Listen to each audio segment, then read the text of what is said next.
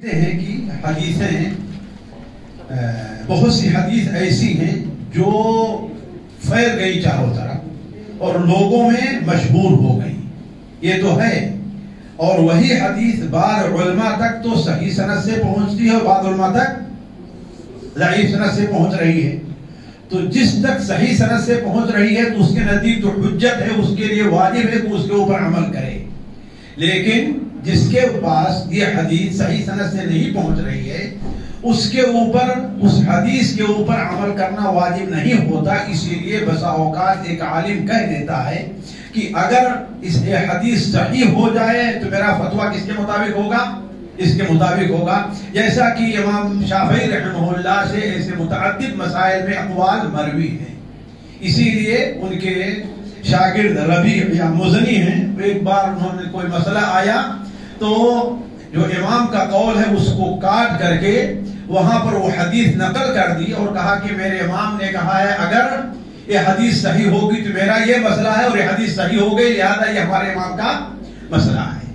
یہ امام ابن تیمیہ اصل میں یہ تفصیل سے عذر بیان کر رہے ہیں کہ کوئی عالم جب کسی حدیث کو چھوڑتا ہے تو نعوذ باللہ اس کا مقصد حدیث کو چھوڑنا نہیں ہوتا، اس کا مقصد اس کے سامنے یہ عذر رہتا ہے کہ اس حدیث کا ثبوت اس کے نزدیک کیا ہے؟ مشکوک ہے۔ اسی طریقے سے علماء امام ابن تیمیہ رحمہ اللہ ایک اور بات ذکر کرتے ہیں کہ کسی بھی راوی کے بارے میں، کسی سند کے بارے میں بعض سند ایسی ہیں جس کے بارے میں علماء کا اجماع پایا جا رہا ہے کہ یہ صحیح ہے، اور بعض سندیں ایسی ہیں جس کے بارے میں علماء کا اجماع ہے کہ یہ سندیں کیا ہیں؟ ضعیف ہیں۔ جیسے دیگر مسائل میں البتہ بعض سندیں ایسی ہیں جن کے بارے میں علماء کا اختلاف پایا جاتا ہے، بعض کہتے ہیں کہ یہ صحیح ہے اور بعض کہتے ہیں یہ ضعیف ہے۔ تو جس کے نزدیک حدیث صحیح سند سے ثابت ہو گئی اس کے نزدیک تو وہ حدیث حجت ہے، اور جس کے نزدیک صحیح سند ثابت نہیں وہ حدیث حجت نہیں ہوگی۔ آگے امام ابن تیمیہ رحمہ اللہ نے ایک بڑی بہترین سی بات کہی، وہ غور کرنے کی ہے، کاش کے وقت ہوتا تو اس کے اوپر تفصیل سے گفتگو کی جاتی۔ اس لیے کہ سچ میں اگر یہ کتاب دیکھیں تو یہ کتاب ایک دو دن میں پڑھنے کی نہیں ہے۔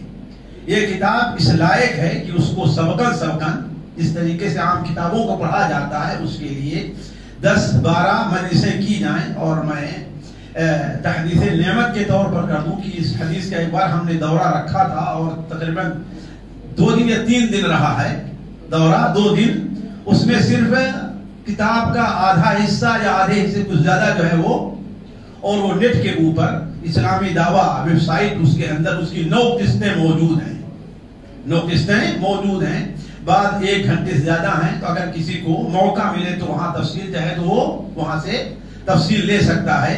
وہاں پر ہم نے تفصیل کے ساتھ ہر بات کو مثال کے ساتھ واضح کرنے کی کوشش کی ہے۔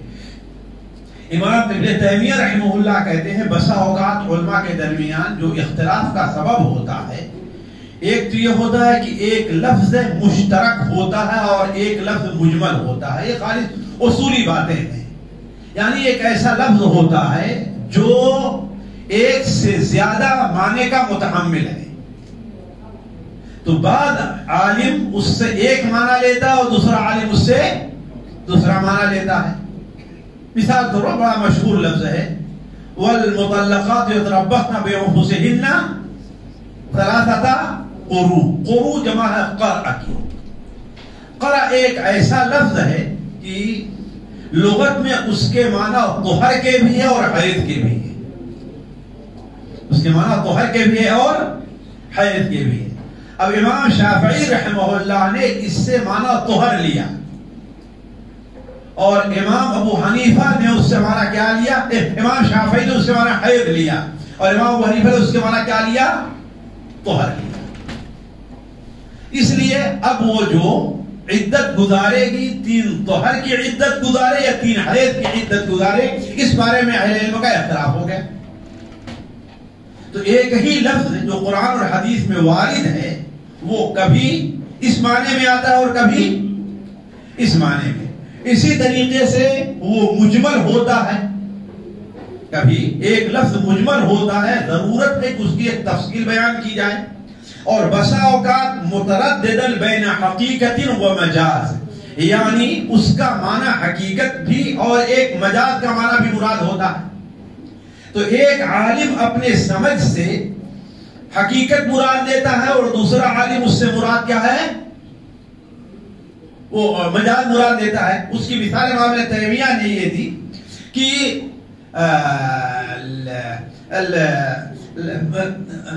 ثم كلوا واشربوا حتى يتبين لكم الخيط الابيض من الخيط الاسود من الفجر، کھاؤ اور پیو یہاں تک کہ فجر کے بارے میں سفید دھاگا کالے دھاگے سے واضح ہو جائے۔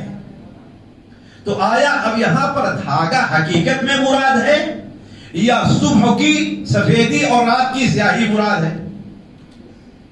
رات کی سیاہی اور صبح کی سفیدی یہ مجاز ہے، اور حقیقت کیا ہے؟ سفید دھاگا اور کالا دھاگا ہے۔ بعض صحابہ نے اس سے حقیقت سمجھا اور رات کو جب سونے بیٹھے تو اپنے سرانے کیا رکھ لیا؟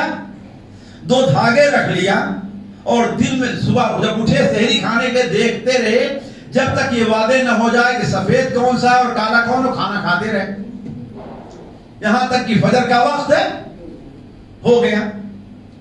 تو انہوں نے چونکہ ایک سمجھا، لیکن حقیقت مراد کیا ہے یہاں پر؟ صبح کی سفیدی اور رات کی سیاہی ہے۔ لیکن اللہ کے رسول صلی اللہ علیہ وسلم نے انہیں یہ نہیں کہا کہ تم اپنا روزہ قضا کرو۔ کیوں؟ اس لیے کہ انہوں نے نص سے ایک بات سمجھی، اگرچہ وہ غلط تھا، لیکن چونکہ اپنے اجتہاد سے انہوں نے یہی بات سمجھی، اس لیے اللہ کے رسول صلی اللہ علیہ وسلم نے انہیں سمجھا تو دیا کہ اب آئندہ غلطی نہ ہو، لیکن اس روزے کے قضا کا حکم نہیں دیا۔ اسی طریقے سے لفظ مجمل فَامْسَحُوا بِوُجُوهِكُمْ وَأَيْدِيكُمْ، تم اپنے چہرے اور ہاتھ کا مسح کرو۔ کب؟ کس میں؟ تیمم کرنے میں۔ یہ مجمل ہے یا مطلق ہے، کہاں تک مسح کیا جائے؟ تو جن صحابہ نے وضو کے اوپر قیاس کیا وہ مسح کہاں کرتے تھے؟ ایک یہاں تک، بلکہ یہاں تک لے آتے تھے، کہا تھا ہاتھ پورے کا لفظ ہے، ایدیکم کو اپنے ہاتھوں کو۔ تو تیمم میں مسح کرنے کے لیے یہاں تک مسح کیا کرتے تھے الآبا۔ جبکہ اللہ کے رسول صلی اللہ علیہ وسلم کی دوسری حدیث جب آئی تو اس میں کیا ہے کہ دونوں گٹوں تک ہاتھوں کا، اس لیے کہ اصل میں ہاتھ اگر بولا جاتا ہے حروف میں تو کیا مراد ہوتا ہے؟ ہاتھ سے پکڑ لیا، یہاں پکڑنے کو ہاتھ نہیں پکڑنا کہیں گے، حروف میں کیا ہے یہ۔ تو کہنے کا مطلب یہ ہے کہ الفاظ کے چونکہ معنی اس کا بھی احتمال ہے اور اس کا بھی احتمال ہے، اس لیے بسا اوقات ایک امام کے سمجھ میں کسی آیت کے اور دوسرے امام کے سمجھ میں یہ غلطی ہوتی ہے۔ اور امام ابن تیمیہ رحمہ اللہ نے کہا کہ یہ معاملہ بڑا وسیع ہے، اس سلسلے میں اللہ تبارک و تعالی نے اولاً اہل علم کو الگ الگ ادراک اور سمجھ عطا کی ہے۔ بعض اہل علم ایک ہی لفظ سے، ایک ہی جملے سے دسیوں فائدے حاصل کر سکتے ہیں۔ اگر کسی کو دیکھنا ہو کہ ایک عالم کا ادراک کیسے ہوا کرتا ہے تو شیخ ابن عثیمین رحمہ اللہ کی تفسیر کو دیکھے ہو، آپ جانیں گے کہ شیخ ابن عثیمین نے سورہ الصافات کی تفسیر میں 250 سے زائد فوائد ذکر کیا ہے انہوں نے، اور سورہ بقرہ کی تفسیر میں 2500 فائدے انہوں نے ذکر کیے ہیں، آیات کو ذکر کر کے۔ بسا اوقات ایک آیت لے گئے، آیت سیام ہے، آیات سیام سے انہوں نے 100 سے زائد فوائد کا استنباط کیا ہے آیت سیام سے۔ تو یہ اللہ تبارک و تعالی ایک عالم کو جو ادراک اور سمجھ دیتا ہے، یہ اس کے اوپر مبنی ہوتا ہے۔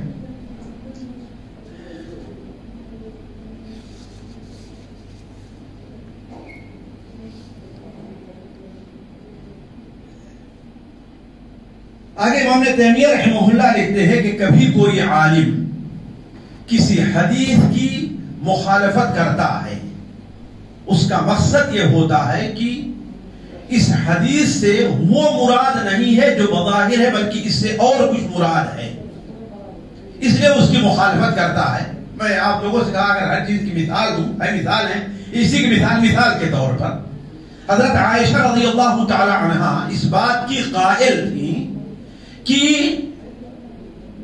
زندوں کے ماتم کرنے کی وجہ سے مردوں پر کوئی عذاب نہیں ہوتا، اور حضرت عمر رضی اللہ تعالی عنہ، حضرت عبداللہ ابن عمر یہ کہتے تھے کہ اگر زندے مردوں پر ماتم کرتے ہیں تو ان کو عذاب ہوتا ہے، اس حدیث کی بنیاد پر، اس حدیث کی بنیاد پر کہ ان المیت لیعذب، میت کو عذاب دیا جاتا ہے بما نیحا علیہ، اس وجہ سے کہ اس کے اوپر نوحہ کیا جا رہا ہے، کما قال علیہ الصلوۃ والسلام۔ لیکن حضرت عائشہ رضی اللہ عنہا کہتی ہے کہ اس سے یہ مراد نہیں ہے، اس سے مراد وہ ہے کہ آپ صلی اللہ علیہ وسلم کے سامنے ایک یہودی کا ذکر کیا گیا تو کہ اس کے میت جو ہے اس کے اوپر بڑا رونا رو رہے ہیں، تو آپ نے فرمایا کہ وہ لوگ رو رہے ہیں، حالانکہ رونے سے کیا فائدہ، اس کو تو عذاب دیا ہی جا رہا ہے۔ تو اس ایک ہی حدیث ہے، اس کے سمجھنے میں دو صحابی سے غلطی ہو گئی، اس طریقے سے دو اماموں سے بھی کسی حدیث کی سمجھ کے اندر غلطی ہوا کرتی ہے۔ اسی طریقے سے مطلق کا مقید کے بارے میں امر مطلق آیا وجوب کا نفی کرتا ہے، وجوب کی نفی نہیں، حقیقت اور مجاز، یعنی ایک امام تیمیہ کہتے ہیں ایک بڑا وسیع باب ہے، اور یہ کچھ اصولی چیز ہے جس کو ذرا میں ابھی تک اس مختصر وقت میں نہیں سمجھا سکتا۔ امام تیمیہ رحمہ اللہ نے ایک یہاں پر اور بات کہی ہے کہ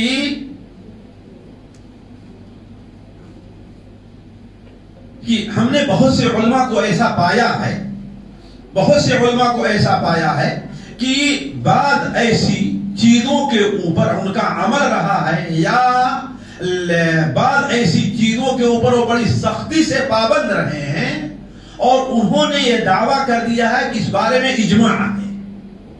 جیسے یہ چیز آپ امام نووی رحمہ اللہ، امام ابن عبدل کے آور کے ہاں بکثرت پائیں گے، تو اس کی وجہ یہ ہے کہ ان کے سامنے، ان کے پاس مخالف جو ہے اس کا علم نہیں ہوا، اس کا بھی کوئی مخالف ہے، اس لیے انہوں نے اپنے علم کے مطابق کیا کہہ دیا، اجماع کہہ دیا، حالانکہ اس کے اوپر اجماع نہیں ہے۔ اسی لیے امام احمد حنبل رحمہ اللہ نے بڑے واضح طور پر فرمایا ہے، من ادعى الاجماع فهو کاذب، جو اجماع کا دعویٰ کرے وہ جھوٹا ہے۔ ہر مسئلے کے بارے میں اجماع کا دعویٰ کر دینا ذرا مشکل کام رہا کرتا ہے، مقام ہوتا ہے۔ اگر ہمیں کسی کے بارے میں یہ علم نہیں ہے کہ اس کا علم امام کو تھا، کہ کسی کو اس کے خلاف نہیں ہے، تو اسی لیے امام تیمیہ رحمہ اللہ نے بڑی بہترین بات کہی ہے، اور یہ بات شیخ ابن عثیمین نے بھی کئی جگہ کہی ہے۔ مثال کے طور پر ایک مسئلہ ان کے نزدیک، بس اس میں سے حافظے کی بات یہاں سے نکل جاتی ہے، روزے کے بارے میں امام حافظ علامہ ابن عثیمین ایک مسئلے کا ذکر کرتے ہیں، کہتے ہیں دلیل کے لحاظ سے یہ مسئلہ قوی ہے، دلیل کے لحاظ سے یہ مسئلہ قوی ہے، لیکن مجھے علم نہیں ہے کہ اس مسئلے میں کسی نے یہ بات کہی ہو۔ اگر کسی نے یہ بات کہی ہے تو میرا یہ مسئلہ ہے، اور اگر نہیں تو علماء کا اجماع جو ہے میں اس کے خلاف نہیں جاتا۔ یہ ہم طلبہ کے لیے بڑی اہم چیز ہے ساتھیوں، بڑی اہم چیز ہے۔ آج مثال کے طور پر میں مثال دوں، بعض علاقوں میں ہم نے یہاں پر دیکھا ہے کہ خصوصاً حیدرآباد میں ہم نے دیکھا کہ مسجد کے اندر ہر جگہ لا کر کے ایک وہ کھڑا کر دیا ہے سترا، آگے دسیوں سترے آگے رکھے ہوئے ہیں۔ اس سے اس کو انہوں نے کس حدیث سے سمجھا ہے کہ آپ کو بیان فرمایا کہ من صلی فلیصلی الی سترہ، جو سب نماز پڑھے وہ کسی چیز کو سترا بنا لے۔ اب ظاہر بات مسجد کے اندر اتنے کھمبے نہیں ہیں، لہذا اس کا حل انہوں نے کیا سوچا کہ لکڑیوں کے سترے لا کر کے مسجد کے اندر رکھ دیا۔ یہ ان کی سمجھ ہے اور نیک نیتی ہے، لیکن سوال یہ ہے کہ اس کی ضرورت پہلے تھی کہ نہیں تھی پہلے بھی تھی کہ نہیں تھی؟ مساجد میں تھی نا، لیکن علماء نے یہ کام کیا؟ کسی ایک عالم کے بارے میں بتائیں کیا انہوں نے مساجد کے اندر لکڑی اور یہ سرے رکھنے کا اہتمام کیا؟ تو ایسے لوگوں کو جذباتی طور پر کوئی فیصلہ کرنے سے پہلے، اسی لیے شیخ صالح الفوزان نے کہا کہ یہ بدعت ہے، یہ لا کر کے ستروں کو کھڑا کرنا ایک بدعت کا دروازہ کھول دینا ہے۔ آپ ایک رکھیے، دو رکھیے، کوئی مسبوق آ رہا ہے بعد میں نماز پڑھنا تو الگ مسئلہ ہے، لیکن اس لیے اصل یہ ہے کہ انسان آگے نماز پڑھے، پیچھے نہ کھڑا ہو، اور بعد میں آنے والا اس کے پڑھے، وہ اس کے، اس طریقے سے یہ طریقہ ہونا چاہیے۔ یہ نہیں کہ ہر آدمی مسجد میں اپنے لیے اللہ، اگر یہ چیز ایسی مشروع ہوتی جیسا کہ ہم سمجھ رہے ہیں تو صحابہ کرام کے زمانے میں خود اللہ کے رسول ایسا سترا رکھتے کہ نہ رکھتے، لیکن نہیں رکھا آپ نے۔ تو اس سلسلے میں سوچنا چاہیے کہ ایک حدیث کا ایک مفہوم ہم سمجھ رہے ہیں، لیکن ہم دیکھتے ہیں کہ جمہور امت یا تمام امت کے لوگ اس کے اوپر عمل نہیں کیے۔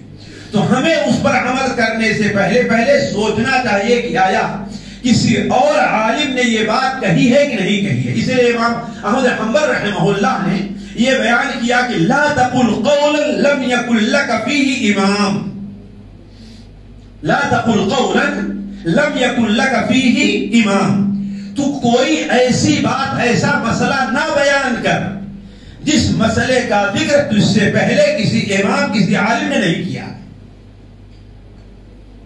کسی عالم نے نہیں کیا ہے۔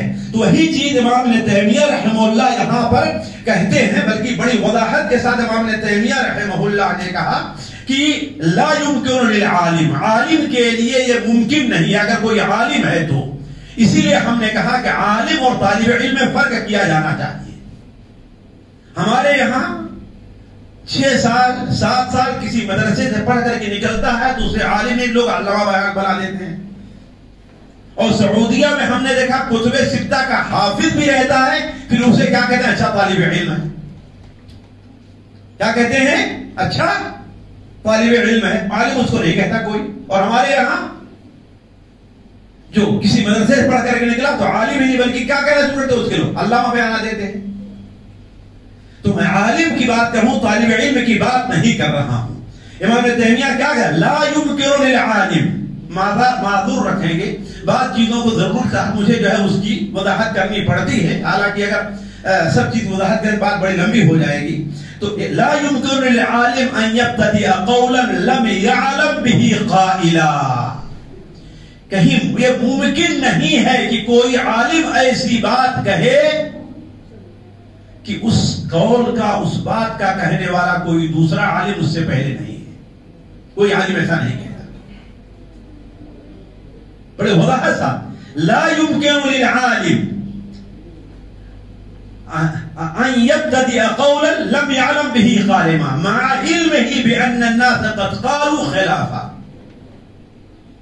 حتى ان منهم من يعلق القول فيقول، حتیٰ کہ ان میں سے بعض معلقا یہ بات کہتا ہے، کیا کہتا ہے؟ ان كان في المسألة اجماع فهو حق ما يتبع، اگر اس مسئلے میں اجماع ہے تو ہم اجماع کے پیروکار ہیں۔ کیوں؟ نبی صلی اللہ علیہ وسلم نے اصول دیا ہے کہ لا تجتمع امتی علی ضلالہ، میری امت ضلالت پر اجماع نہیں کر سکتی ہے۔ ومن يبتغي غیر سبیل المؤمنین، نہیں، ومن يشاقق الرسول من بعد ما تبين ويتبع غیر سبیل المؤمنین، جو رسول کی مخالفت کرتا ہے ہدایت کے واضح ہو جانے کے بعد، اور دوسری چیز کیا ہے؟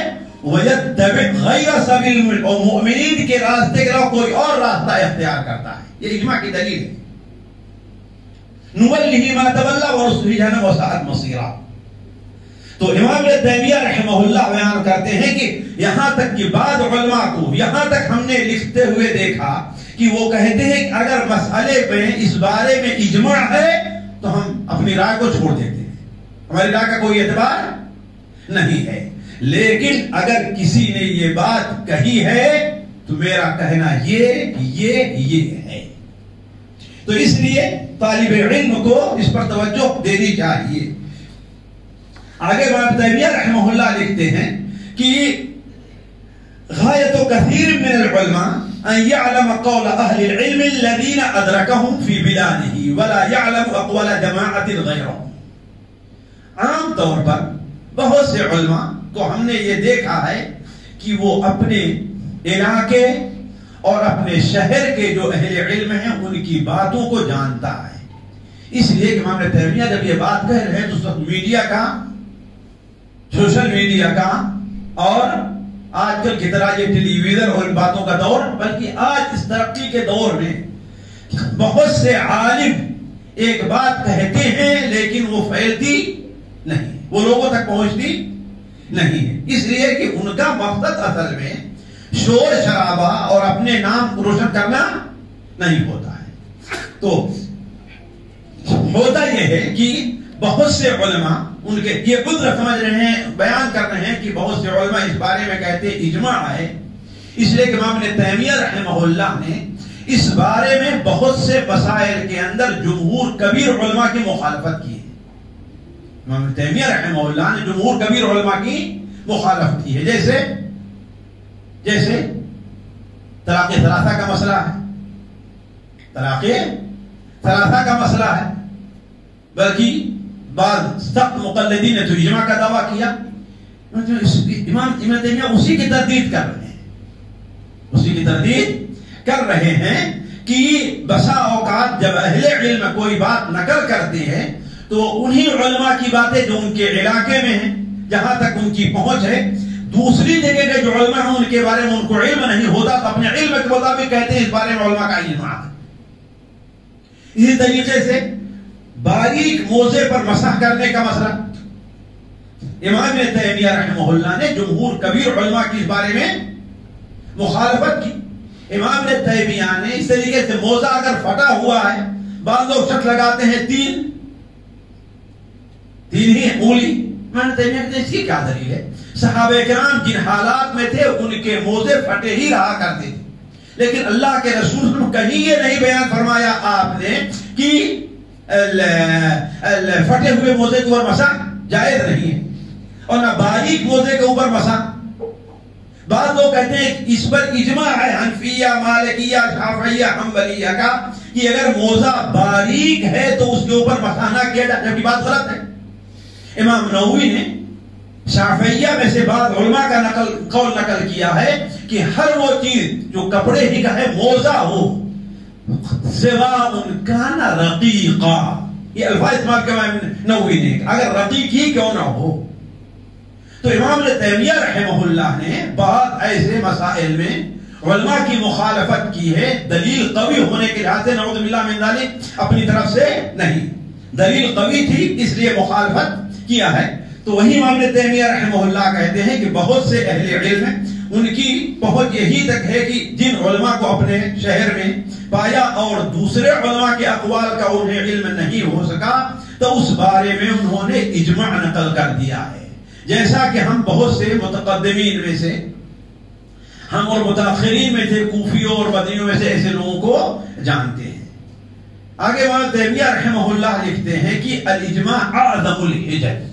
اس بات کو سمجھنا چاہیے کہ اجماع کیا ہے، وہ بڑی حجتوں میں سے ایک حجت اور ایک دلیل ہے. اسی لیے اجماع کی مخالفت کسی عالم کے لیے جائز نہیں ہے، چاہے جائے کہ وہ طالب علم ہو، چاہے جائے کہ وہ طالب علم ہو. جس طریقے سے آج بہت سے لوگ بعض چیزوں کے بارے میں اس طریقے سے تعجب ہوتا ہے، بعض لوگوں نے یہاں تک کہہ دیا، یہ چھوٹے طالب علم کہ ٹوپی پہن کر کے نماز پڑھنا بدعت ہے، نعوذ باللہ من ذلک. نوجوانوں میں عام کر دیا کہ ننگے سر ہم نماز پڑھتے جا رہے ہیں. ہم یہ نہیں کہتے کہ ٹوپی پہننا واجب ہے، لیکن حسن سمت صالح کے اندر یہ داخل ہے، مومنین کے مسلمانوں کی. آپ دیکھ لیجئے پرانے علماء ہمیشہ وہ عمامہ اور ٹوپی کا وہ ذکر کرتے رہے ہیں، بلکہ عہد رسول کے اندر یہ چیز عام رہی ہے. تو کہنے کا مطلب چھوٹے طالب بسا اوقات ایسا فتویٰ لگاتے ہیں جو چیز جائز نہیں ہے. امام تیمیہ رحمہ اللہ نے ایک بات اور کہی ہے کہ بعض علماء اس طرف کہے ہیں کہ ظاہر قرآن کو کسی حدیث کے اوپر ظاہر حدیث پر مقدم کیا جائے گا. یقدم ظاہر القرآن، ظاہر قرآن کو مقدم رکھا جائے گا کس پر؟ کسی حدیث کے اوپر. یعنی اگر کوئی آیت سے کوئی مسئلہ ثابت ہو رہا ہے اور حدیث اس کے خلاف ہے تو مقدم کس کو کیا جائے گا؟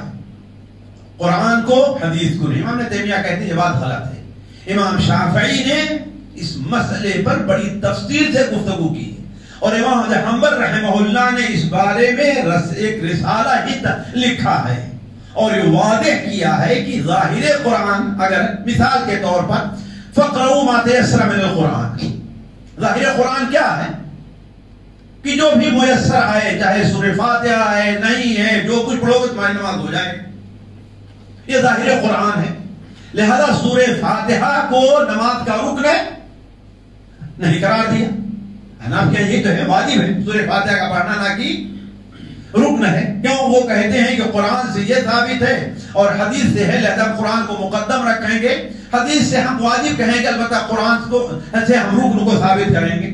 جبکہ امام تیمیہ کہتے ہیں یہ اصول غلط ہے اور امام ابو حنیفہ کا یہ اصول نہیں ہے. بعد کے معتزلی جو اصول فقہ کے مرتب کرنے والے گزرے ہیں، بشر الریسی یا یہ لوگ کرخی وغیرہ جو معتزلی تھے، انہوں نے یہ مسئلہ ذکر کیا ہے. اصل احناف کا یہ مسئلہ نہیں ہے، یہ احناف میں جو معتزلہ اصولی گزرے ہیں یہ ان کا مسئلہ رہا ہے. تو حدیث جو ہے لا صلاۃ الا بأم القرآن، یہ قرآن کے اس عموم کو خاص کرتی ہے، قرآن کے اس عموم کو خاص کرتی ہے. اسی طریقے سے ایک بات اور امام تیمیہ نے کہی کہ عالم کی طرف سے عذر ہے. اگر ہمیں کوئی عذر نہیں معلوم ہو سکا کہ آخر اس عالم نے یہ بات، یہ حدیث کو کیوں چھوڑا ہے، یہ بھی ہو سکتا ہے. یعنی یہ بھی نہیں کہ ان کے پاس ثابت بھی ہو گئی، کوئی معارض بھی نہیں رہا ہے، کوئی ان کے سامنے بظاہر عذر بھی نہیں رہا ہے، پھر کیوں چھوڑ دیا اس امام نے اس حدیث کو؟ امام نے تیمیہ کہتے ہیں پھر بھی ہمیں ان کے بارے میں بدظن ہونے کی ضرورت نہیں ہے. ان کے بارے ہمارے یہ بدظن ہونا جائز نہیں ہے. ان کے سامنے اگر دیکھیں ساتھیوں تو بڑی اہم بات ہے، یہ بڑی اہم بات ہے. ہم میں سے بہت آخر کیا عذر ہے بتائیں؟ حدیث آ جانے کے بعد کیا عذر ان کے پاس رہ جاتا ہے؟ ایسا کہتے ہی نہیں کہتے ہیں. امام ابن تیمیہ کہتے ہیں کوئی ضروری نہیں ہے کہ ہر عالم جو اس کے دل کے اندر شبہات یا کوئی چیز ہے اس کو ظاہر بھی کر دے. اس کا وہ مکلف نہیں ہے، اس کا وہ مکلف نہیں ہے. تو ہو سکتا ہے کہ اس کے پاس کوئی ایسی دلیل موجود ہو جو، اب مثال کے طور پر علامہ شنقیطی رحمہ اللہ، ان کے بارے میں کون نہیں کہے گا کہ سخت قسم کے سلفی اور اہل حدیث عالم تھے. صاحب اضواء البیان علامہ شنقیطی، کوئی دو آدمی ان کی علمیت اور ان کی سلفیت کے بارے میں شبہ نہیں کرتا، لیکن وہ صحیح مسلم کی اس حدیث کو تسلیم نہیں کرتے جس میں یہ ہے کہ آپ سے بیان فرمایا ان ابی و اباک فی النار، ان ابی و اباک فی النار. کہا وہاں پر کوئی وجہ نہیں ہوگی، ورنہ قرآن صراحت کے ساتھ یہ فرما رہا ہے وَمَا كُلْنَا مُعَذِّبِينَ حَتَّى نَبْعَثَ رَسُولًا. تو ہمیں کم سے کم ہم نہیں سمجھ پا رہے ہیں کہ اگر قرآن وہ کہہ رہا ہے تو حدیث کے اندر یہ ہے قرآن کو حدیث سے خاص کیا جائے، لیکن وہ نہیں قبول کرتے تھے. تو کہنے کا مطلب اگر کوئی عالم کسی حدیث کی مخالفت کر رہا ہے اور ہمیں سامنے اس کا عذر نہیں ہے، پھر بھی ہمیں اس کے بارے میں بدظن ہونے کی ضرورت نہیں ہے. ہم اس کے بارے میں حسنی کے شکار رہیں گے کہ کوئی وجہ ضرور تھی جس کی وجہ سے اس عالم نے اس چیز کو کی مخالفت کی ہے.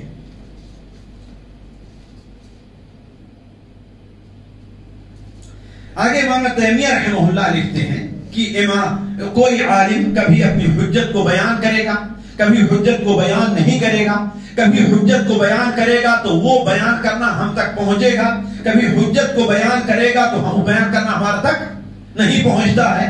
اور کبھی یہ ہوتا ہے کہ اس کی جو حجت بیان کر رہا ہے وہ کس بنیاد پر بیان کر رہا ہے، ہم کبھی اس کو سمجھ پائیں گے اور کبھی سمجھ نہیں پائیں گے.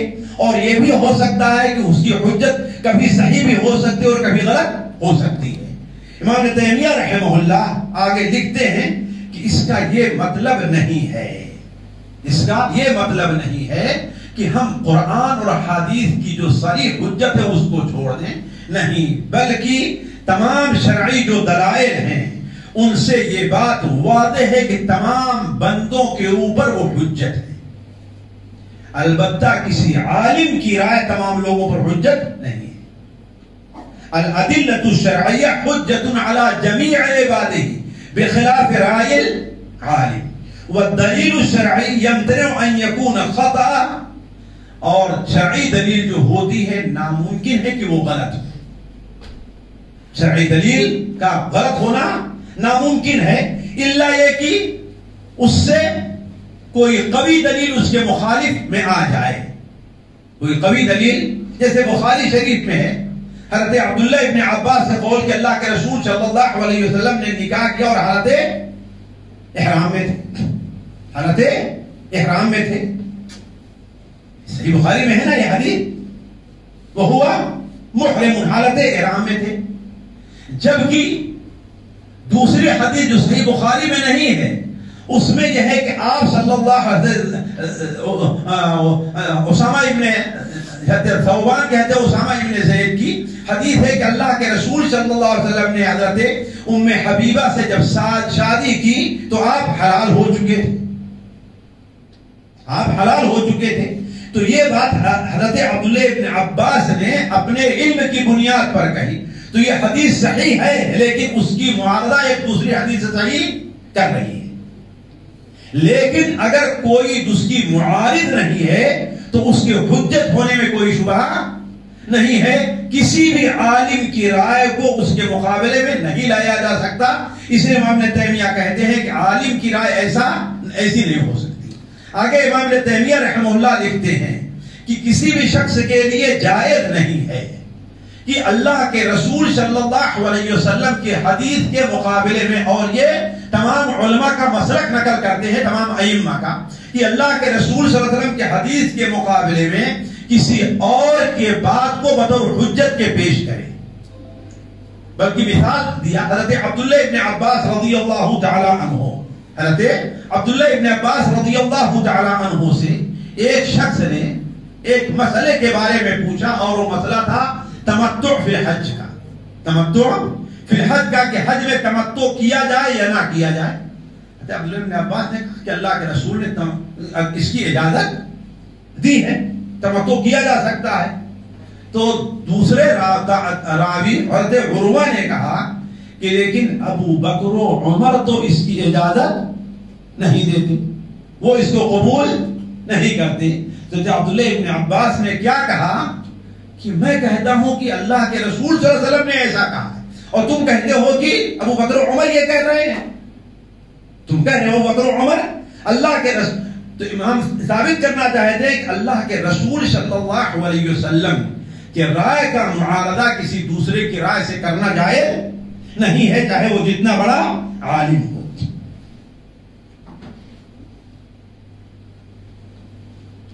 ایک بڑی اہم چیز امام ابن تیمیہ نے یہاں پر ذکر کی، میں چاہتا ہوں کہ بعض جو زیادہ واضح چیزیں ہیں فائدے کی وہ آپ کے سامنے رکھتا تھا۔ امام ابن تیمیہ رحمہ اللہ یہاں پر ایک بڑی واضح بڑی دلچسپ بات کہہ رہے ہیں کہ اگر کسی حدیث کے اندر، صحیح حدیث میں کسی چیز کو حلال کیا گیا ہے یا کسی کو حرام کہا گیا ہے یا اس پر کوئی حکم لگایا گیا ہے، لیکن کوئی عالم اس کے خلاف چل رہا ہے، تو کہا کہ یہ جائز نہیں ہے کہ ہم اس عالم کو سزا کا مستحق قرار دیں۔ ذرا غور کریں، اگر کسی حدیث میں ایک حکم دیا گیا ہے کہ ایسا کرنا ہے لیکن عالم کہتا ہے کہ ایسا نہیں، کسی حدیث کے اندر یہ کہا کہ ایسا حرام ہے لیکن عالم کہتا ہے کہ حرام نہیں ہے، تو اب ایسی صورت میں ہم عالم کو، یا کسی حدیث میں کہا گیا کہ جو یہ کام کرے وہ ملعون ہے، اور عالم نے کہا کہ وہ کام کرنا جائز ہے، ایسا ہو سکتا ہے نا؟ تو کہا اس کی بنیاد پر ہم اس عالم کے اوپر وہ حکم نہیں لگائیں گے کہ وہ عالم ملعون ٹھہرا، وہ عالم ملعون ٹھہرا، ہم ایسا حکم نہیں لگائیں گے۔ مثال کے طور پر آپ صلی اللہ علیہ وسلم نے کہا لعن اللہ المحلل والمحلل له، اللہ کی لعنت ہو حلالہ کرنے حلالہ کرانے والے پر۔ اب اگر کوئی عالم، میں عالم کی بات کر رہا ہوں، طالب ہے، اگر یہ کہتا ہے کہ حلالہ کوئی خاص صورت میں جائز یا حرام نہیں بلکہ مکروہ ہے، تو ہم یہ نہیں کہیں گے کہ اللہ کے رسول نے تو اسے کیا کہا، حرام کہا، یہ حرام کا لہذا وہ لعنت کا مستحق ہے، نہیں، یہ نہیں کہیں۔ کیوں؟ وجہ کیا ہے؟ وجہ کیا ہے؟ کہا اس لیے امام ابن تیمیہ رحمہ اللہ کہتے ہیں کہ عالم نے جو یہ بات کہی ہے اس کا مقصد اللہ کے رسول کی مخالفت نہیں ہے، اللہ کے رسول صلی اللہ علیہ وسلم کی نافرمانی نہیں ہے، اور کہا یہ بات معتزلہ کے علاوہ اور بعض معتزلہ کے علاوہ دنیا کے کسی عالم نے یہ بات نہیں کہی ہے۔ یہ اسی صورت میں ہوگا کہ عالم یہ عقیدہ رکھتا ہو کہ ہاں یہ حدیث صحیح ہے اور ایسا کام ملعون کا ہے، اور پھر وہ یہ کام کرتا ہے، جان بوجھ کر کے مخالفت کرتا ہے، لیکن ایسا کسی عالم سے ممکن نہیں ہے۔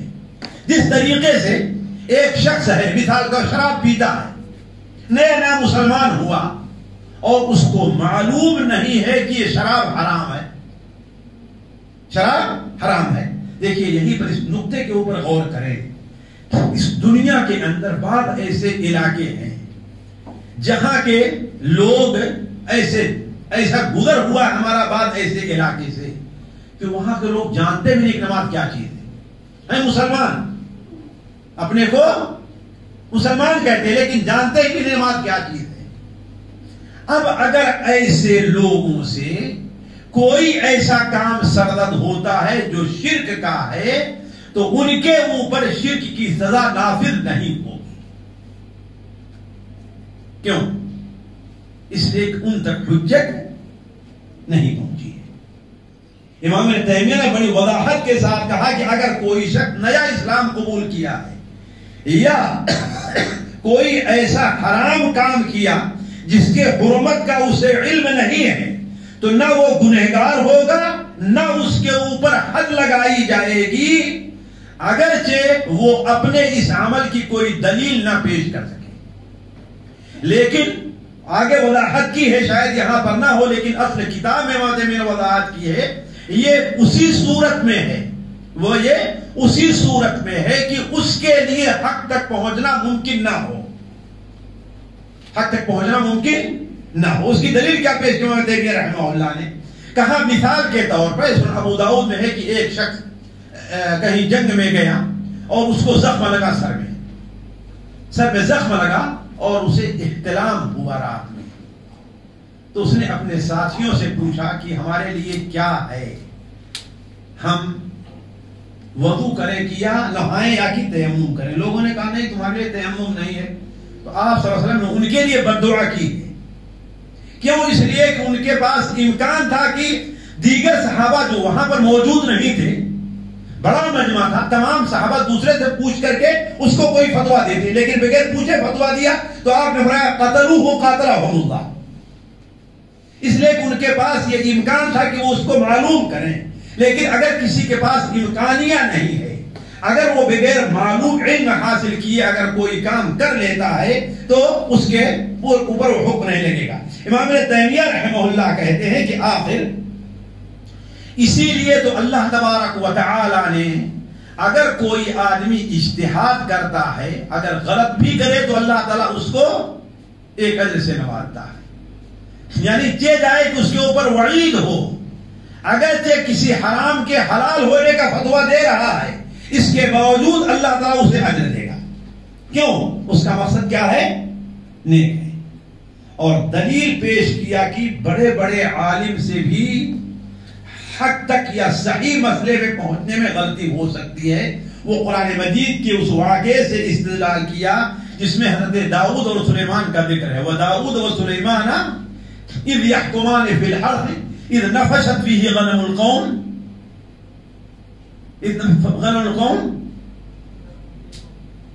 فَفَهَّمْنَاهَا سُلَيْمَانَ وَكُلًّا آتَيْنَاهُ حُكْمًا وَعِلْمًا. یہی ہے نا جس کا واقعہ مفسرین یہ بیان کرتے ہیں کہ دو آدمی حضرت داؤد اور حضرت سلیمان ان کے بیٹے تھے.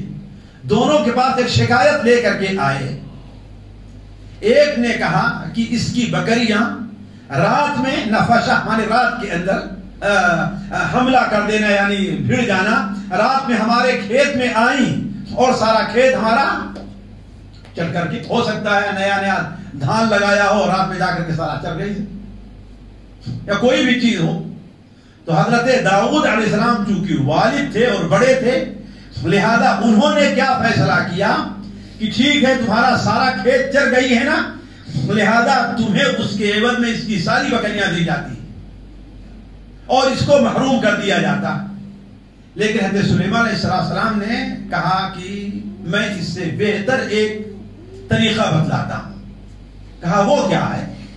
کہا کہ اس کی بکریاں اس کو اس وقت تک دی جائیں جب تک کہ وہ اس کھیت کو دوبارہ بوئے, اور جب اس معیار پر پہنچ جائے جس معیار پہنچنے بعد بکریوں نے چرا تھا, تو یہ بکری اس کو واپس کر دے گا اور اپنا کھیت لے لے گا. اس طریقے سے دونوں میں سے کسی کا حق مارا نہیں جائے گا. تو اللہ تبارک و تعالی نے حضرت سلیمان علیہ السلام کے اس قول کی تحسین بیان فَفَهَّمْنَاهَا سلیمان, ہم نے سلیمان کو سمجھ عطا کی ہے. تو امام تیمیہ رحمہ اللہ کہتے ہیں کہ جب دو نبیوں میں سے کے اندر نبیوں سے ایسا ہو سکتا ہے کہ ایک خلاف اولا فیصلہ کرے, خلاف اولا فیصلہ کرے, تو عام لوگوں سے یہ بات تو کیا ہے بہت ممکن ہے کہ ان سے یہ غلطیاں ہو جایا کریں. اس کے بعد امام تیمیہ رحمہ اللہ نے بہت سی مثالیں پیش کی ہیں. ایک مثال یہ پیش کی ہے کہ کس طریقے سے کسی مفہوم کے سمجھنے میں دو عالم سے غلطی ہوا کرتی ہے, دو عالم سے غلطی ہوا کرتی ہے. ایک مثال حضرت بلال رضی اللہ تعالیٰ عنہ کی پیش کی کہ اللہ کے رسول صلی اللہ علیہ وسلم نے کے پاس وہ ایک بار اچھی کھجور لے کر کے آئے اور عمدہ قسم کی. آپ نے پوچھا کہ یہ کھجور تمہیں کہاں سے ملی؟ ہمارے گھر میں تو وہ کھجور تھی نا. تو حضرت بلال نے کہا اے اللہ کے رسول صلی اللہ علیہ وسلم, ہم نے اس کھجور کو 2 سا دے کر کے یہ اچھی کھجور 1 سا ہم نے لے لی ہے. آپ نے کیا فرمایا؟ لا تفعل, ایسا نہ کرو. لیکن آپ نے نہ تو حضرت بلال کو کہا کہ سود کھانے والا ہے, حالانکہ سبھی سود ہے نا یہ, اس لیے ان کو علم نہیں تھا, ان کو علم نہیں تھا, اپنے اجتہاد سے انہوں نے یہ کام کیا. اور نہ ہی یہ کہا کہ جاؤ اس کو واپس کر دو, نہ یہ کہا کہ جاؤ اس کو. آپ نے کہا آئندہ ایسا نہ کرنا. حالانکہ سود کھانے والے پر اللہ نے لعنت بھیجی ہے نا, لیکن حضرت بلال کو ملعون قرار دیا؟ ملعون قرار نہیں دیا ہے.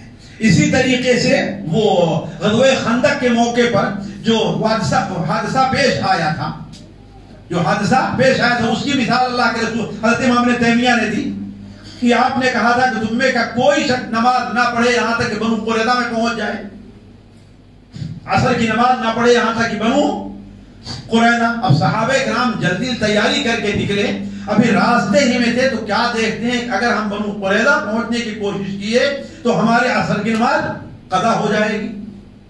تو یہ دیکھیے سمجھ کا عالم کے فرق ہوتا ہے. حالانکہ اللہ کے رسول صلی اللہ علیہ وسلم کی صریح حدیث یہ تھی کہ لا یصلین احدکم العصر الا فی بنی قریظہ کما قال علیہ السلام, تم میں کا کوئی بھی شخص عصر کی نماز بنو قریظہ پہنچنے سے پہلے نہ پڑھے. اب صحابہ کے اختلاف ہوا, کچھ صحابہ تو کہنے لگے کہ نہیں, عصر کی نماز کا وقت پر پڑھنا بہت ضروری ہے. آپ صلی اللہ علیہ وسلم کا مقصد کیا تھا کہ ہم جتنا جلدی ہو سکے وہاں پر پہنچیں, اور یہ ناممکن ہے کہ آپ ہمیں عصر کی نماز کو قضا کرنے کا حکم دیں. نعوذ باللہ من ذلک, ان الصلاۃ کانت کتابا موقوتا. دیکھیے یہ پھر حدیث کی سمجھ میں، آیت کی سمجھ میں یہ علماء سے یہ اس طریقے سے بھول چک ہوتی ہے، اور دوسروں نے کہا کہ نہیں یہ تو ہو ہی نہیں سکتا، آپ نے ہم سے کہا ہے لہذا ہم وہیں پر پہنچ کر کے پڑھیں گے۔ وہ پہنچے اور مغرب کے ساتھ انہوں نے عصر کی نماز پڑھی، اور کچھ لوگوں نے درمیان میں پڑھ لی۔ آپ صلی اللہ علیہ وسلم نے دونوں میں سے کسی کو برا بھلا نہیں کہا، دونوں میں سے کسی کو برا بھلا نہیں کہا، بلکہ دونوں نے جو عمل کیا تھا آپ صلی اللہ علیہ وسلم نے ان دونوں کو اپنے عمل کے اوپر باقی رکھا۔ اسی لیے فقہا کے اندر یہ اختلاف ہے کہ حق ایک ہوتا ہے کہ دو ہوتا ہے، فقہا میں یہ اختلاف ہے۔ بعض فقہا کہتے ہیں حق ایک ہی ہے اور راجح یہی حق ایک ہی ہے، حق ایک ہی ہے، اور بعض فقہا کہتے ہیں نہیں حق دونوں ہو سکتا ہے، لیکن آپ حق دونوں کہیے، یہ بعض چیزوں میں اولا غیر اولا کا تو ہو سکتا ہے، لیکن ہر چیز میں، اب مثال کے طور پر عورت کے چھونے سے وضو ٹوٹے بھی نہ ٹوٹے دونوں حق ہو جائے، یہ کیسے ہوگا؟ منی پاک ہے یا ناپاک ہے، وہ پاک بھی اور ناپاک بھی ہے، کیسے ہوگا؟ ہے سوچنے کی بات نا، ایک ہی ہوگا، یا تو پاک ہوگی یا تو ناپاک، تو حق ایک ہی، حق دو نہیں۔ اچھا، اس بارے میں حق کس کے ساتھ تھا؟ جنہوں نے پڑھی نماز، جنہوں نے نہیں پڑھی؟ جی زیادہ حق کے قریب وہ ہے جنہوں نے نماز پڑھی ہے۔ مجھے اپنے طور پر یہ پسند ہے بھائی، میں کسی کو ملزم نہیں کرا دیتا۔ امام ابن حزم تو کہتے ہیں کہ نہیں پڑھنا جائز ہی نہیں، راستے میں وہاں جا کے پڑھتے ہیں، جبکہ امام ابن حزم رحمہ اللہ وہ پہلے شخص ہیں میرے علم کے مطابق، پہلے شخص ہیں جنہوں نے علماء کے آداب پر کتاب لکھی ہے۔ امام ابن تیمیہ تو بعد میں آئے ہیں، پہلا وہ شخص ہے جنہوں نے اپنی کتاب الاحکام فی اصول الاحکام، یہی اس کا نام ہے نا ہمارے خیال سے، الاحکام اصول، سب سے پہلے شخص انہوں نے ایک بات قائم کیا ہے، اپنی سختی کے باوجود بھی لکھا ہے کہ علماء کے نزدیک کیا عذر ہوا کرتا ہے، سختی کے باوجود۔ تو یہ بتانے کے لیے میرا مقصد ذکر کا ہے کہ یہ نہیں ہے کہ یہ چیز جو میں تیمیہ نے لکھی کوئی نئی بات ہے، نہیں، علماء اس چیز کا ذکر کرتے رہے ہیں، البتہ امام ابن تیمیہ رحمہ اللہ نے اس کو منظم طور پر پیش کیا۔ اس کے بعد بھی شاہ ولی اللہ نے بھی ایک کتاب لکھی اس سلسلے میں، الانصاف فی مسائل الخلاف، اس قسم کے الفاظ ہیں اور وہ چھپی ہوئی ہے۔ تو کہنے کا مطلب یہ ہے کہ اس طریقے سے علماء نے ایک بات ذکر۔ اچھا، ایک بات اور بڑی اہم ہے جو شاید آپ کو دیگر کتابوں میں نہ ملے، اس کو بھی سنتے چلیے، تب پھر میں اپنی بات کو بند کرتا ہوں۔ امام ابن تیمیہ رحمہ اللہ لکھتے ہیں کہ اس لیے کہ ہم میں سے بہت سے لوگوں کے ذہن میں، جو چھوٹے طالب علم ہیں ہماری طرح، ان کے ذہن میں یہ بات نہیں آئے گی کہ ایک آدمی غلطی کر رہا ہے تو غلط کیوں نہ کہا جائے، ایک آدمی لعنت کا کام کر رہا ہے تو اسے ملعون کیوں نہ کہا جائے۔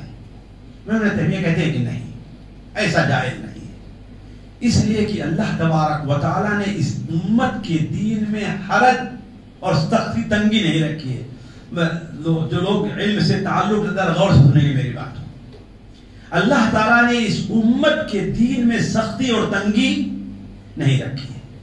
اللہ تعالیٰ نے اس امت کو امت مرحومہ قرار دیا ہے، امتی امت مرحومہ لیس علیہا عذاب فی الآخرہ، جیسا کہ اللہ کا حدیث سنن ابو داؤد وغیرہ میں صحیح سند سے مروی ہے۔ تو آخر جب ایک شخص کسی حرام کو حلال ہونے کا فتویٰ دے رہا ہے اور وہ حرام وہ ہے جس کے اوپر لعنت بھیجی گئی ہے، تو وہ عالم نعوذ باللہ من ذلک ملعون کیوں نہ قرار دیا جائے۔ امام ابن تیمیہ کہتے ہیں کہ دیکھو بہت سی ایسی چیزیں ہیں کہ اللہ تعالیٰ نے اس امت کے اوپر بڑی آسانیاں کی۔ ایک کام لعنت والا ہوتا ہے، لیکن جس سے صادر ہوتا ہے اس سے اللہ تعالیٰ اس لعنت کو دور کر دیتا ہے۔ اس کے 6 اسباب ہو سکتے ہیں، اس کے 6 اسباب ہو سکتے ہیں۔ ایک سبب توبہ کرنا ہے کہ وہ اللہ تعالیٰ سے توبہ کرے، فَإِنَّ التَّائِبَ مِنَ الذَّنبِ كَمَنْ لَا ذَنبَ لَهُ۔ دوسری چیز یہ ہے کہ وہ بکثرت استغفار کرتا ہے، بکثرت توبہ اور استغفار میں فرق ہے نا. توبہ اور استغفار میں قرآن مجید میں ثم توبوا الی اللہ الیہ واستغفروا اللہ دونوں الفاظ آئے ہوئے ہیں. توبہ اور استغفار دونوں میں فرق ہے. توبہ اور استغفار میں اس طرح فرق کیا جا سکتا ہے کہ توبہ کبائر سے ہے اور استغفار صغائر بلکہ مسنون اور جو مستحبات ہیں ان میں تقصیر سے بھی انسان استغفار کرتا ہے.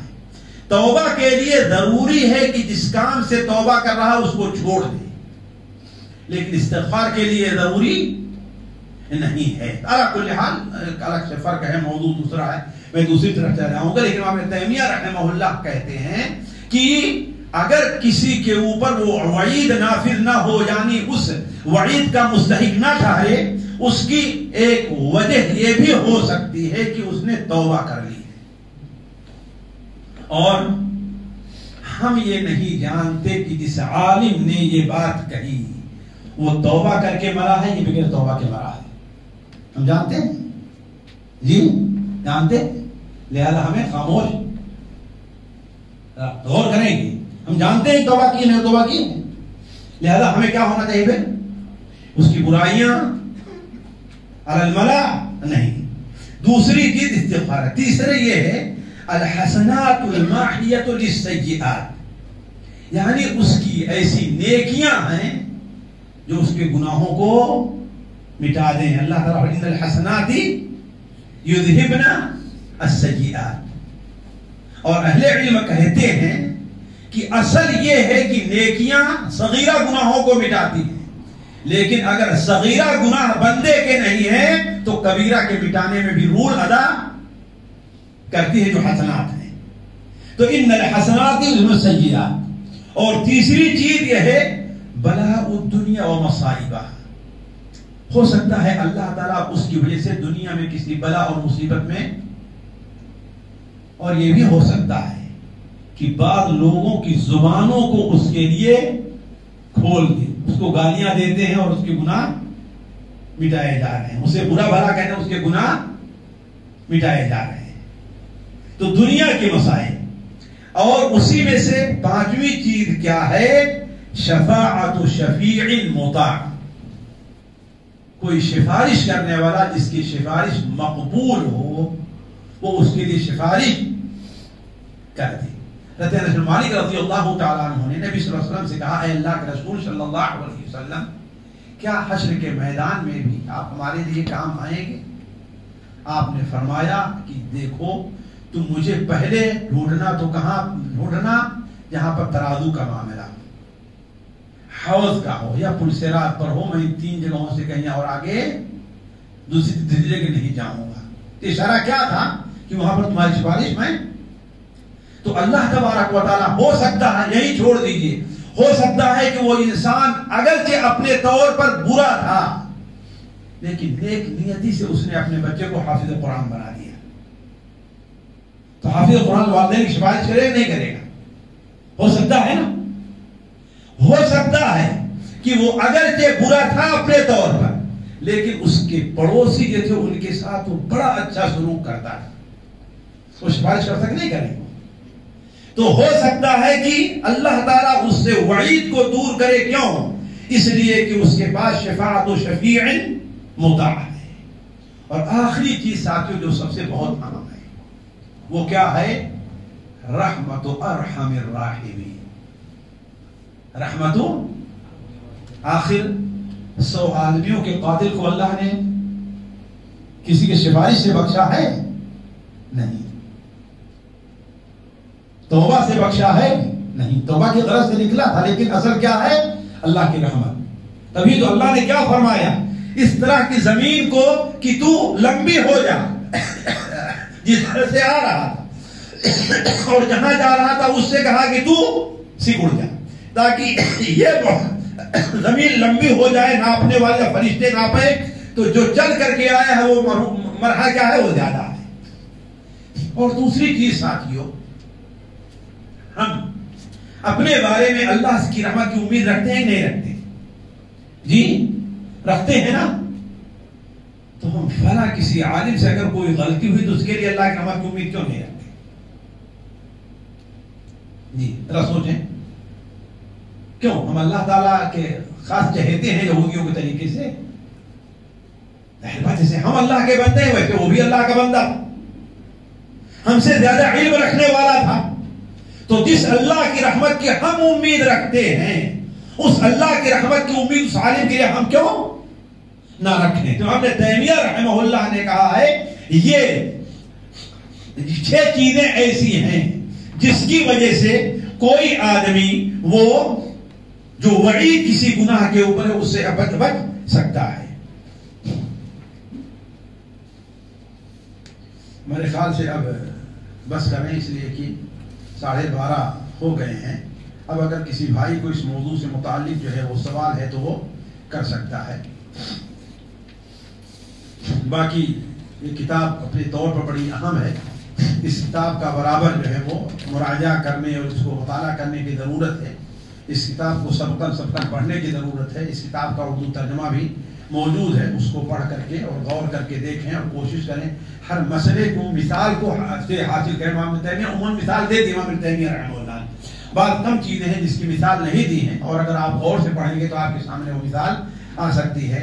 اب میں اپنی بات کو اسی پر ختم کرتا ہوں اور تھوڑی دیر کے لیے اپنے ساتھیوں کو کہ اگر کسی کو موضوع سے متعلق کوئی سوال ہے تو وہ کر سکتا ہے۔ سبحانک اللہم و بحمدک اشہد ان لا الہ الا انت استغفرک و اتوب الیک۔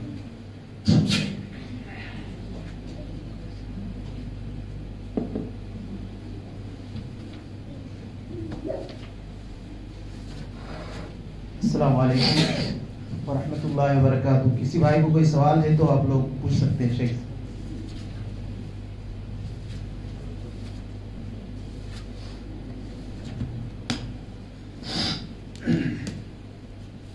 بہت زیادہ وقت نہیں ہے، صرف 10 منٹ کا ٹائم ہے۔ جی کتاب دیکھیے، یہ اگر نیٹ پر اگر آپ لوگ سرچ کرنا چاہیں تو رفع الملام اردو کے نام سے ڈالیں گے تو مل جائے گی وہ، اور وہ بعض ناموں میں مثال کے طور پر ایک چیز میں بھی بتلاتا ہوں، وہ میرا یہاں پر بیک تھا،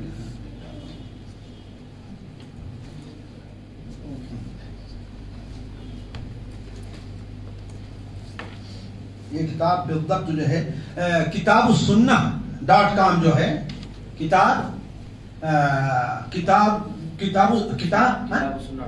السنہ.com المحدث، وہاں پر یہ چیز موجود ہے، اس میں یہ چیز موجود ہے، اور مجھے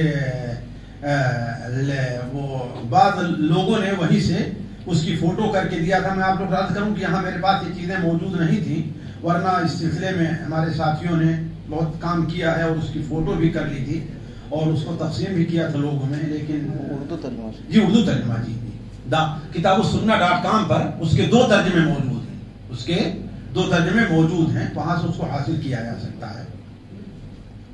آپ لوگ ویب سائٹ لکھ لیجئے کتاب السنہ.com۔ اور بھی کسی بھائی کے پاس کوئی سوال ہے؟ جی وعلیکم السلام۔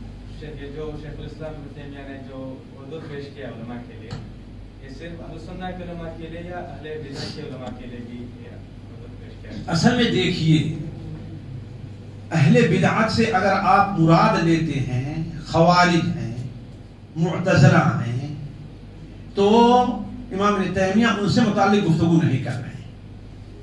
خاص طور پر جو معتزلہ اپنے اعتدال میں بڑے شدید چیزیں بشر المریسی وغیرہ ہیں، ان کے بارے میں گفتگو نہیں۔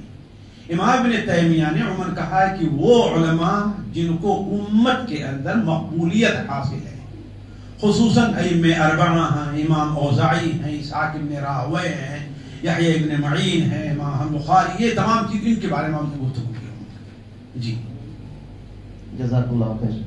اور بھی کسی بھائی کے پاس کوئی سوال ہے؟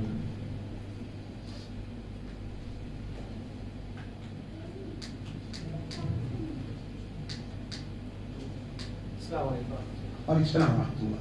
شیخ صاحب، ابھی آج کی دور میں جو علماء ہے، یعنی عبد الحسین مدنی اور عبداللہ अली मदनी, ऐसे उलेमा को कोई भला बुरा कहते हैं तो उनके मुकाबले में हमारी राय कैसा क्या होना चाहिए? जो बुरा भला कहते हैं, हमारा सबसे पहला मौक़िफ़ है कि उन्हें हम समझाएं कि हमारे सलफ़ का मौक़िफ़ नहीं रहा है। आपसे अगर जानते हैं कि हाँ इन आलिम से गलती हुई है तो उनकी इस्लाह की कोशिश करें, उनकी इस्लाह की कोशिश करें, उनको समझाएं और ये बात यकीन से रखें कि कोई भी आलिम है, चाहे शेख अब्दुल हसीब मदनी है, अब्दुल अजीज मदनी, ये लोग अपनी तरफ से कोई बात नहीं कर रहे हैं।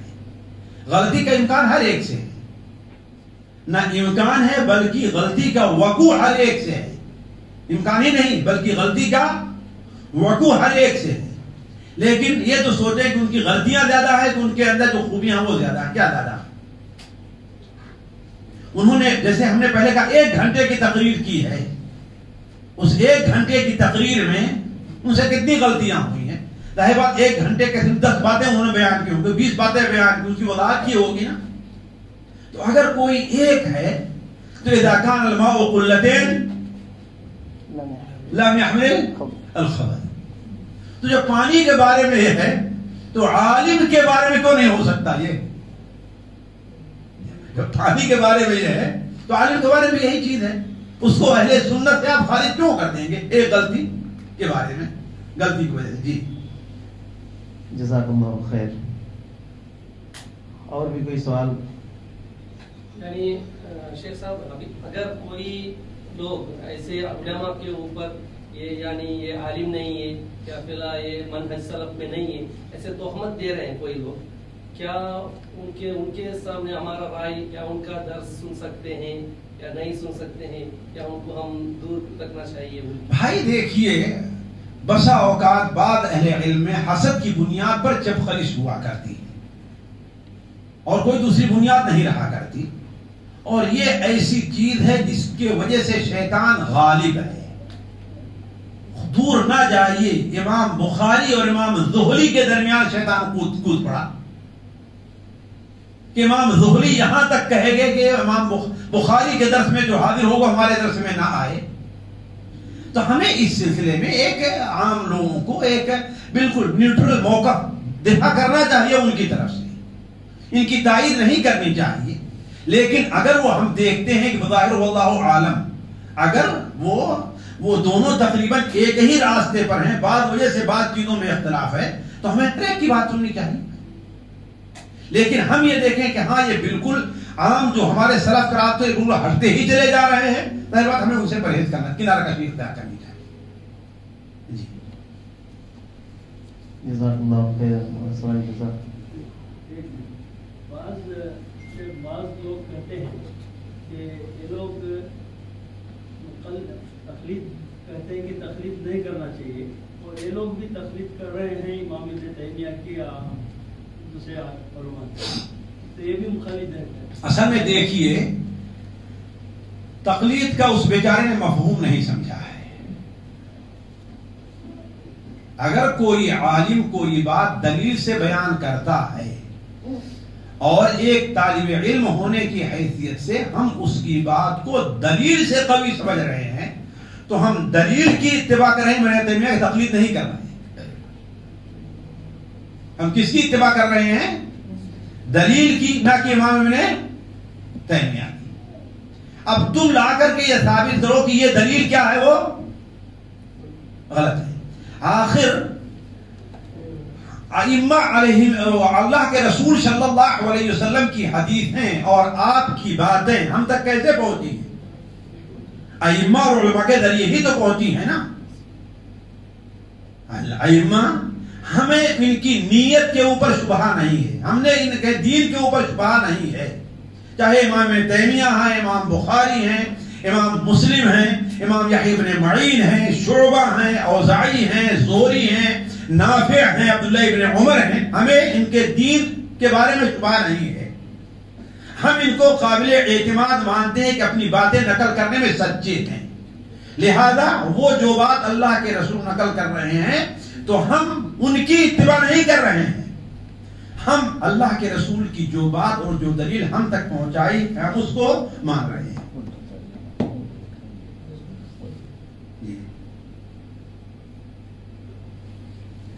جی یہ دیکھیے، یہ دونوں جو ہے ہمارے ساتھی نے فوٹو کر کے لائے ہیں. ایک ہے ائمہ اسلام ترجمہ رفع الملام عن ائمۃ الاعلام، جی یہ ریاست علی ندوی کی ہے، یہ دیکھیے.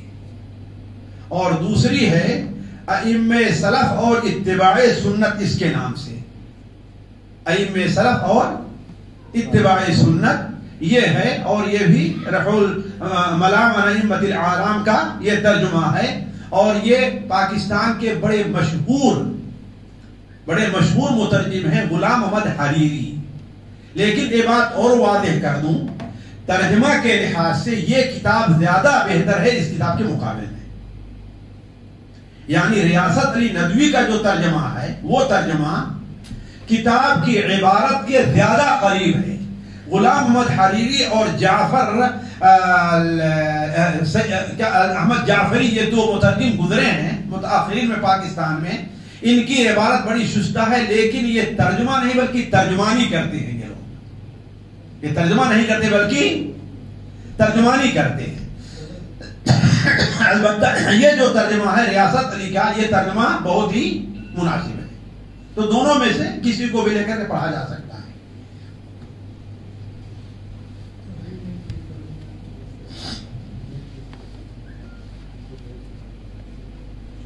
اور بھی کوئی سوال ہے تو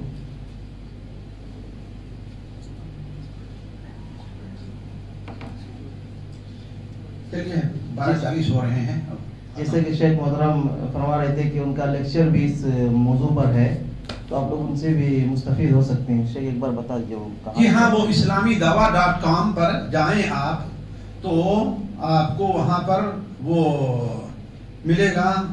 یہ دیکھیے،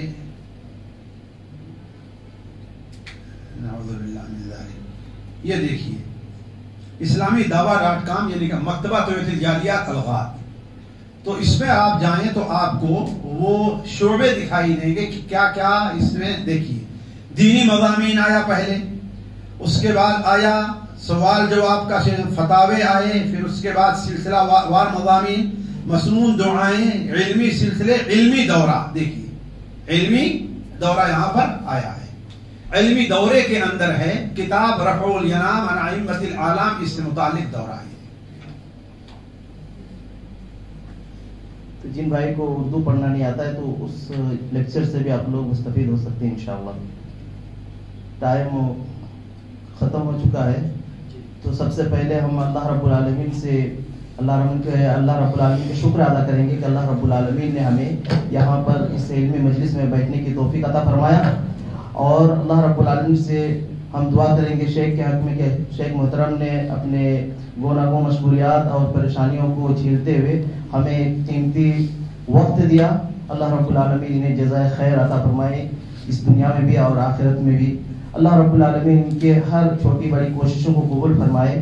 اسی طرح ہم شکر گزار ہیں آپ تمام بھائیوں کا جو یہاں پر علم کی شوق سے یہاں پر آئے اور شروع سے آخر تک آپ لوگ بیٹھے رہے. اللہ رب العالمین آپ سب کو بھی جزائے خیر عطا فرمائے.